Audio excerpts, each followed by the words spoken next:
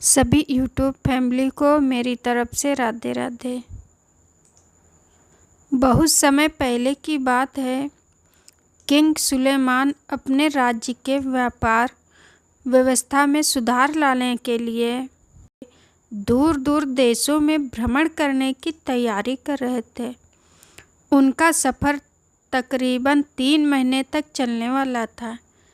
King Suleman की पत्नी महारानी एरोनिका गर्भावस्था में थी। किंग सुलेमान अपनी पत्नी एरोनिका से जल्द आने का वादा कर निकल ही रहे थे।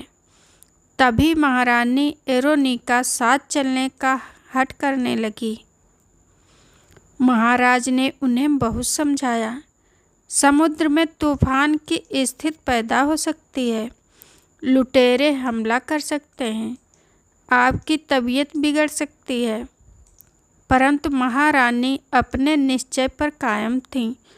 उन्हें डर था कि कहीं महाराज हमेशा के लिए उन्हें छोड़कर ना चले जाएं, उन पर कोई विपत्ति ना आ जाए। थक हार कर महाराज को उन्हें अपने साथ ले जाना पड़ा। महाराज ने अपना राजपाट अपने विश्वास पात्र सैनिक के हाथों सौंप दिया और समुद्र के रास्ते कुछ नाविकों तथा व्यापारियों के साथ निकल पड़े।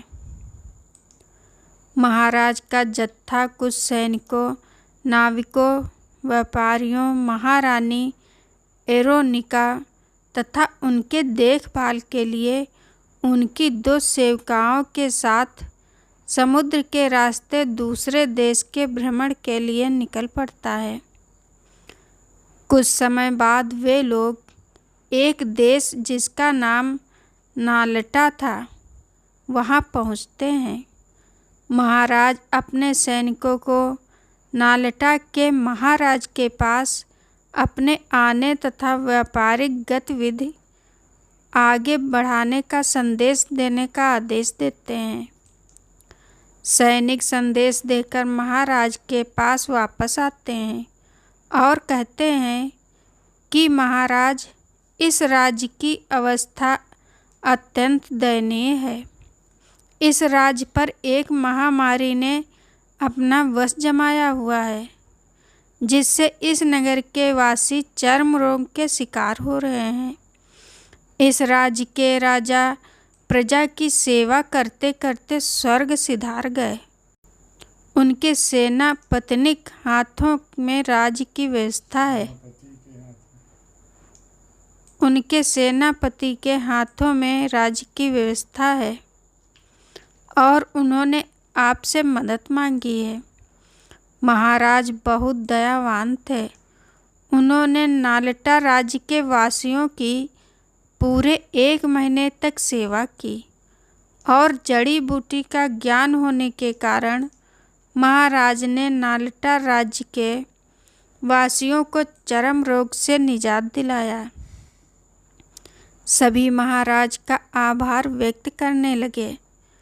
महाराज ने नालटा के सेनापति को उस राज्य का राजा घोषित किया और उनसे वादा किया कि भविष्य में अगर कोई भी मदद की ज़रूरत पड़े तो वे ज़रूर उसकी सहायता करेंगे। महाराज का जत्था अब दूसरे देश के भ्रमण के लिए निकलता है और कुछ ही समय में महाराज कई देशों का भ्रमण कर अपने व्यापारिक गतिविधियों को आगे बढ़ा लेते हैं। भ्रमण करते करते 2 महीने बीत जाते हैं और महाराज अब वापस अपने देश लौटने का विचार करते हैं, क्योंकि वे लोग काफ़ी दूर निकल आए थे और अपने देश पहुंचने में भी उन्हें काफ़ी समय लगने वाला था। ऊपर से महारानी एरोनिका की भी उन्हें चिंता थी। वे लोग वापस अपने देश लौटने की तैयारी करते हैं। यात्रा करते हुए महाराज और उनका जत्था भयानक समुद्री तूफान में फंस जाते हैं। आसमान में चारों तरफ भयानक काले बादल मंडराने लगते हैं। दिन के समय में भी रात जैसा भयानक काला समा बंध जाता है। दूर दूर तक पानी ही पानी और ऊपर भयंकर काले बादल। वायु अपने वेग से दोगुनी रफ्तार से चलने लगती है। ऐसा मंजर देख सभी की रूह कांप उठती है। तभी अचानक महारानी एरोनिका का अत्यंत पीड़ा होने लगती है।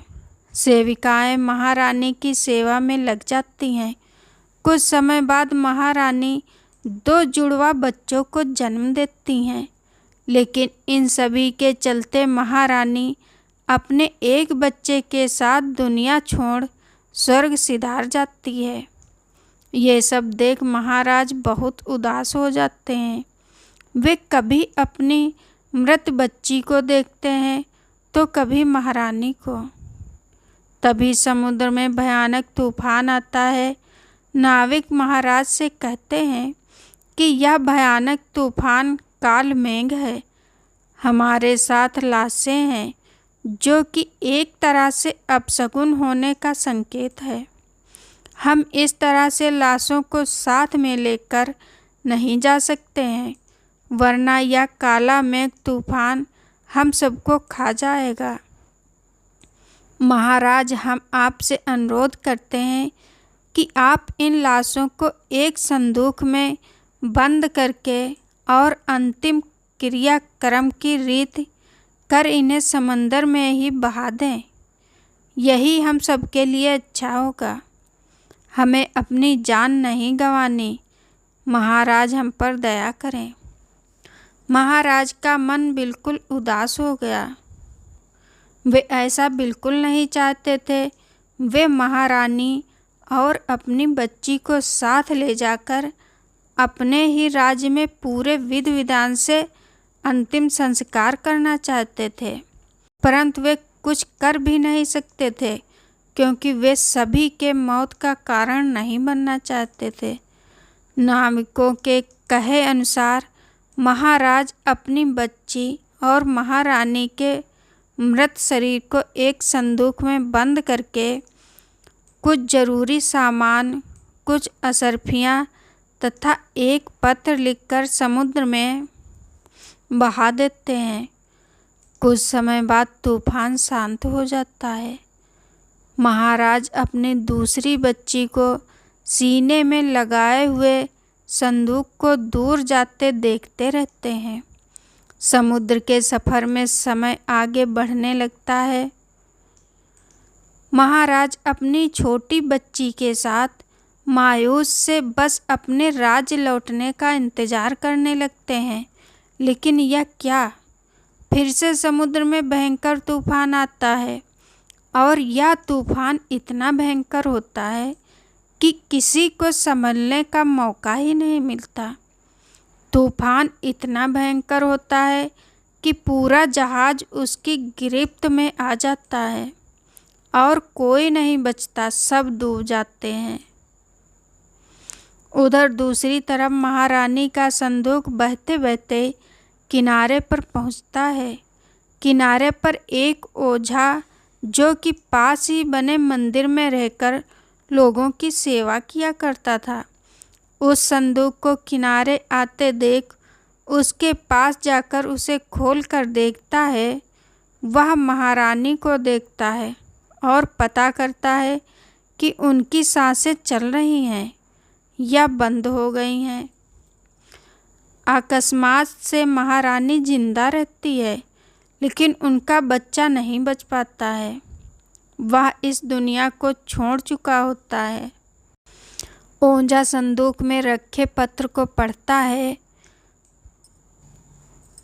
उसमें लिखा होता है, मैं शाहजपुर का राजा सुलेमान हूँ। यह मेरी पत्नी महारानी एरोनिका है। हम सब लोग एक यात्रा पर निकले थे। मेरी पत्नी गर्भवती थी। बीच समुद्र में प्रसव पीड़ा के कारण उनका देहांत हो गया। साथ ही मेरे बच्चे के भी जान चली गई। उसी समय समुद्र में तूफान आने के कारण राज्य में सही सलामत न पहुंच पाने के डर से मैंने मजबूरन दोनों को इस संदूक में डालकर समुद्र में बहा दिया। जिस किसी को भी संदूक मिलता है, कृपया संदूक में रखे आभूषणों और सोने के सिक्कों का उपयोग करके इनका अंतिम संस्कार विधिवत करा दें और बचे हुए आभूषणों को उपहार के तौर पर रखें। आपकी बहुत कृपा होगी। ओंझा पत्र पढ़कर दोनों को बाहर निकालते हैं। बच्चे का अंतिम संस्कार विधिवत करा दिया जाता है और महारानी का इलाज चालू होता है। तकरीबन 3 दिनों बाद महारानी को होश आता है। होश में आते ही वह ओंझा से पूछती है, मैं कहाँ हूँ और महाराज कहाँ हैं? ओंझा उन्हें सारी बात बता देते हैं और उन्हें वह पत्र दे देते हैं जो महाराज जी ने संदूक में रखा था। महारानी एरोनिका अत्यंत दुखी हो जाती हैं। वह ओंझा से पूछती हैं, जब मेरी मौत हो ही चुकी थी तो मुझे आपने क्यों नई जिंदगी दी? मेरे बच्चे के साथ मेरा भी अंतिम संस्कार कर देना था। मैं अपने बच्चे के बिना नहीं रह पाऊंगी। इतना कहकर महारानी जोर जोर से रोने लगती है। ओंझा उसे समझाते हैं, कहते हैं कि हर इंसान का जन्म किसी न किसी उद्देश्य हेतु होता है। मेरा काम ही है रोगी को स्वस्थ करना। ऊपर वाले ने आपको नई जिंदगी दी है। उनकी रहमत है तुम पर। उनकी रहमत है तुम पर। अपनी ज़िंदगी जियो, अपने उद्देश्य को पूरा करो। दोस्तों, आप सभी लोगों को कहानी सुनने के लिए धन्यवाद।